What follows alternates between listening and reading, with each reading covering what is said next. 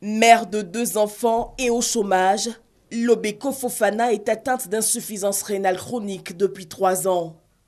2 fois par semaine, elle se rend au centre d'hémodialyse de Cocody pour suivre son traitement.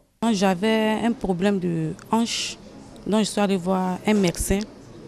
Donc il m'a prescrit des médicaments, donc c'est sur ça que je suis. C'est mes parents qui s'occupent de moi et puis mes enfants aujourd'hui.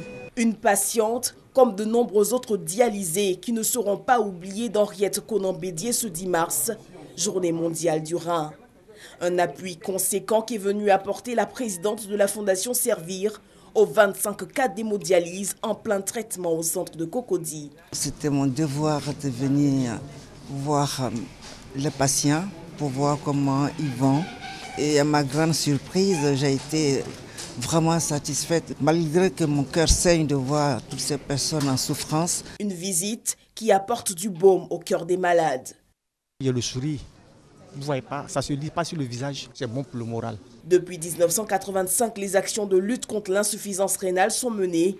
Mais pour les spécialistes, des défis restent encore à relever. L'évolution de la maladie, elle est exponentielle. En d'autres termes, les moyens dont nous disposons sont insuffisants par rapport aux besoins. Et chaque année, si nous devions mettre en dialyse, il faudrait compter au moins plus de 1000 patients qui doivent être mis en dialyse.